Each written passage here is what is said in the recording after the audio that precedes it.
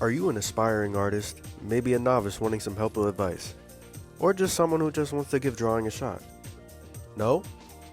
Then why the fuck are you here? Well, I have some tips on how to improve your arting game.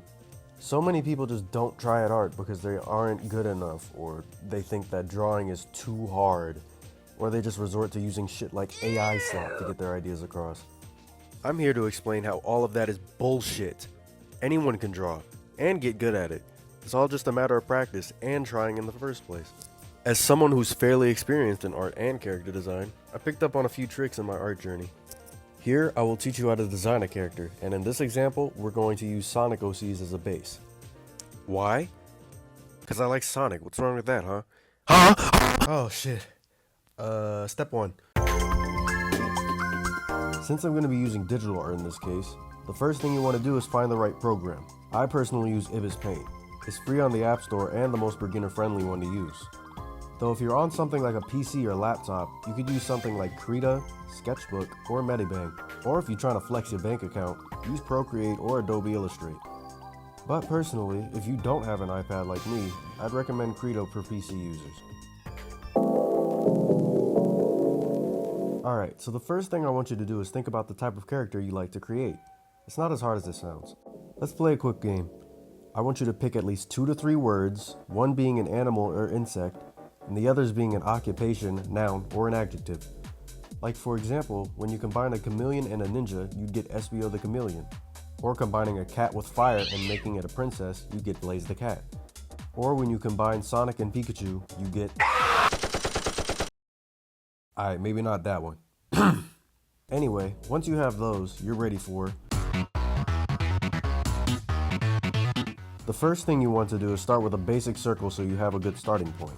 It doesn't have to be perfect, so quit stressing. Now, think about the words and animals you chose. Did you pick a more aggressive animal? Use more angular lines and shapes like triangles. If it's cuter, use more rounded lines. And the same thing goes for the words you chose. If you picked words like cute and cuddly, make them cute and cuddly. And if you picked edgy words like fucking damn it, make them edgy. And remember, simple shapes, so no trapezoids, got it? For me, I picked a cat, punk rock, and a hacker, so I'm going to use a mix of angular and round shapes. Once you have the basic essence down, you can start. Now, you want to start cleaning up those rough shapes and turning them into different elements, like eyes, hair, and limbs. Also, you want to try and give your design a defining element, so that way your design can stand out from the others. Your elements can include, but aren't limited to, making a character without an arm or a leg, or an extra eye, or giving them a certain hairstyle. You can also make them stand out with their attire. Speaking of, now you gotta give your character some clothes. Can't have them running around butt-ass naked. Unless they're a boy in Sonic's logic. Pick clothes that relate back to your character's planned identity. Are they race car drivers? Put them in one of those suits. Are they astronauts? Put them in one of those suits. Are they butlers? Put them in one of those sexy suits. But sometimes it's not that simple. You gotta think about the finer words or the basic identity/personality you're going for.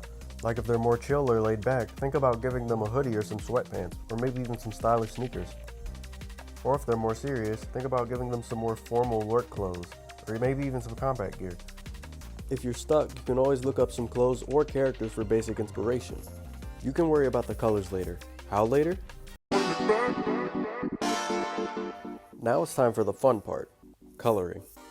This also adds to your character's identity. Giving them a good recognizable color scheme can separate a good design from a bad one. So, you typically want to set a maximum of 5 colors, that way the design can remain cohesive. You don't want to end up with color vomit, though you could do that. If you don't know where each color fits best, try spitballing and placing the colors on different parts of the design. That way you can see which one looks best. Though you typically want to try and pick a concrete color for the character itself, like based on the animal you chose. But it doesn't always have to be traditional. You can make a white bat, or a pink hedgehog, or even a black echidna.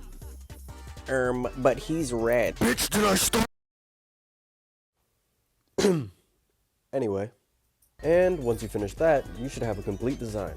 Meet Sledge the Cat, a rock-loving, hacking cat who may or may not be in a committed relationship with a toaster.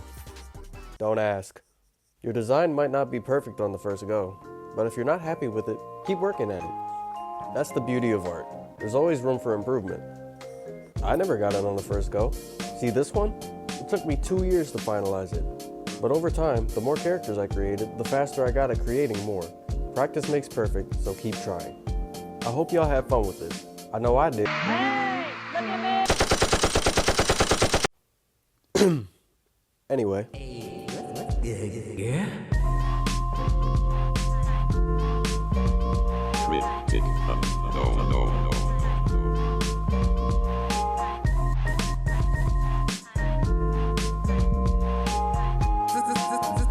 There are slice that like button.